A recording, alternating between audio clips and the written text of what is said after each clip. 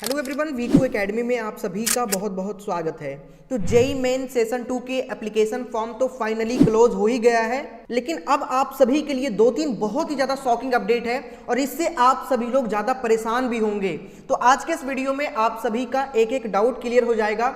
So video को पूरी ध्यान से आप लोग देखिएगा और साथ ही जो भी चैनल पर नए होंगे सब्सक्राइब करके बेल आइकन दबा लीजिएगा। टिल एडमिशन, जब तक आपके एडमिशन नहीं हो जाते तब तक V2 एकेडमी आप सभी का सपोर्ट करने वाली है। देखो, अभी इस टाइम सबसे ज्यादा डाउट वैसे बच्चों का निकलकर सामने आ रहा है जिनके सेशन 1 के एप्लीकेशन फॉर्म में गलती हुआ था। देखो, गलती हुआ तो हुआ, एप्लीकेशन फॉर्म में गलती होता है तो आपके करेक्शन विंडो भी ओपन किया जाता है और करेक्शन विंडो ओपन भी किया गया, लेकिन बच्चे ने डर से क्या किया ना कि सेशन 1 के एप्लीकेशन फॉर्म में गलती हुआ, इसलिए सेशन 2 के लिए वो फिर से दोबारा एप्लीकेशन फॉर्म को फिल कर लिया। मेरे कहने का मतलब यह है कि सेशन 1 के लिए जो एप्लीकेशन नंबर था सेशन 2 में उनके एप्लीकेशन नंबर ही बदल गए, मतलब एक बच्चों का दो रजिस्ट्रेशन हो गया। और ऐसा सिर्फ इसी बार नहीं, पिछले साल 2023 में भी कई सारे एप्लीकेशन फॉर्म के साथ हुआ था और 2024 के सेशन 1 के एग्जामिनेशन में भी लगभग 2 लाख एप्लीकेशन फॉर्म को रिजेक्ट किया गया था।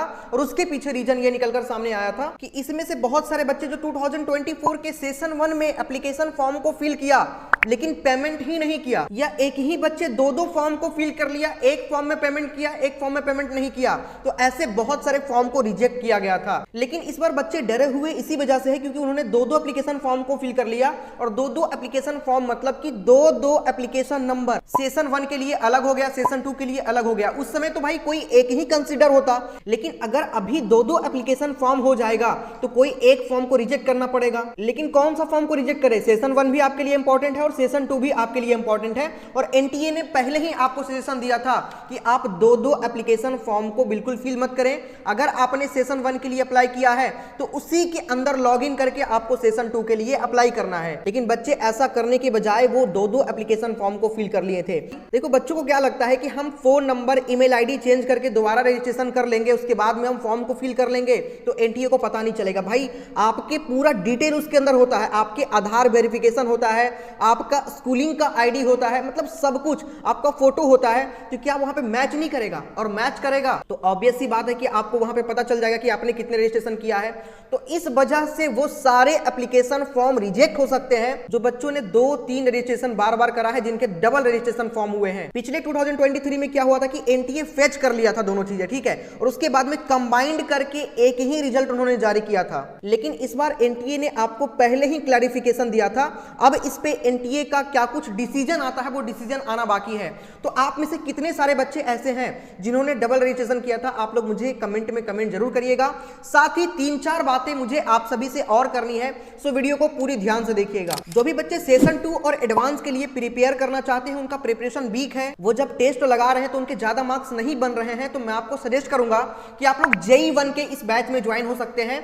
अप्रैल अटेम्प्ट के लिए और एडवांस के लिए दोनों ही बैच आप सभी के लिए लाया गया है। Finale batch for JEE 2024 April attempt के लिए और एक्सट्रीम बैच आपके एडवांस के लिए है, और इस बैच को आप एक साथ भी परचेज कर सकते हैं। कोड यूज करिएगा JEE150, यूज करके जैसे ही अप्लाई करिएगा आपका 150 का इंस्टेंट डिस्काउंट हो जाएगा। इसी तरीके से अप्रैल और एडवांस वाला भी है, अलग अलग लेना चाहते हैं तो अलग अलग भी ले सकते हैं। और एक और बड़ी बात बता दूं कि इसके साथ में आपको JMPP आपको बिल्कुल फ्री मिलने वाला है, प्रेडिक्टर पेपर, जिसके अंदर आप टेस्ट भी दे पाएंगे, वो बिल्कुल फ्री मिलेगा, ठीक है, चाहे आप कोई सा भी बैच परचेज करें। साथ ही 2025 के लिए भी बैच आ गया है, आप उसे भी परचेज कर सकते हैं। बैच का प्राइस तो बहुत ही सस्ता है, 1499 में भी आपको 150 का डिस्काउंट मिल रहा है अगर कोड यूज करते हैं JEE150। उसी तरीके से कंबाइंड वाला लेंगे तो आपका 1849 में हो जाएगा। और जो 2025 की तैयारी कर रहे हैं उनके लिए भी बैच आ गया है, तो आप लोग भी जाकर के परचेज कर सकते हैं। कोड यूज कर लीजिएगा JEE150, मैक्सिमम लेवल का आपको डिस्काउंट मिल जाएगा। बैच परचेज करना बहुत ज्यादा आसान है, प्ले स्टोर पे आपको एप्लीकेशन को डाउनलोड कर लेना है JEE1 का, लॉगिन करिएगा, जिस फोन पे आपको एक्सेस लेना है उससे लॉगिन कर लीजिएगा। लॉगिन करते ही JEE24 और JEE25 आपके सामने आ जाएगा। 24 वाले में जाएगा 24 का पूरा बैच आ जाएगा, 25 वाला में 25 का बैच आ जाएगा। कोई भी बैच पे क्लिक करके कोड लगाइएगा, 150 का डिस्काउंट हो जाएगा। बाय नाउ पे क्लिक करते ही आपका बैच जो है वो परचेस हो जाएगा, ठीक है, तो अभी जाकर के आप लोग परचेस कर सकते हैं। अगली बात, बच्चों के मन में नंबर ऑफ यूनिक कैंडिडेट को लेकर भी चल रहा है कि भैया सेशन 2 के एग्जामिनेशन में कितने बच्चे अपीयर होंगे और टोटल मिलाकर के number of unique application form कितना आया है। तो आपको पता है कि सेशन 1 में आपके 12,32,000 के आसपास एप्लीकेशन फॉर्म आया था, 12.32 लाख, है ना। सेशन 2 में भी एप्लीकेशन फॉर्म आई, लेकिन अगर हम यूनिक कैंडिडेट को लेकर बात करें तो इसमें 3 लाख प्लस हो चुका है। तो मतलब कह सकते हैं कि लगभग 15 लाख बच्चे, लेकिन इसमें से बहुत सारे फॉर्म जो है ना वो रिजेक्ट किए जाएंगे। जैसे पिछले बार आपके कई सारे फॉर्म रिजेक्ट हुए थे, तो लगभग मान के चलो कि 50,000 फॉर्म रिजेक्ट होता है और एनटीए का एक ऑफिशियल डेटा भी रिलीज होगा, ठीक है। तो आप मानकर चल सकते हैं कि जेईई मेन 2024 के एग्जामिनेशन में 14.5 लाख से प्लस बच्चे ही होंगे, 14.5 लाख से कम नहीं होने वाला, ठीक है। और ये 15 लाख के आसपास होगा, 14,70,000 आप मानकर चल सकते हैं कि ये आपका एक्चुअल जो नंबर ऑफ यूनिक कैंडिडेट है वो होने वाला है कितना, 14,70,000 के आसपास। अभी का सिनारियो देखें तो लगभग 15,30,000 के आसपास हो गया है, लेकिन मैंने आपको बताया है कि लगभग 50,000 के एप्लीकेशन फॉर्म के आसपास रिजेक्ट होगा।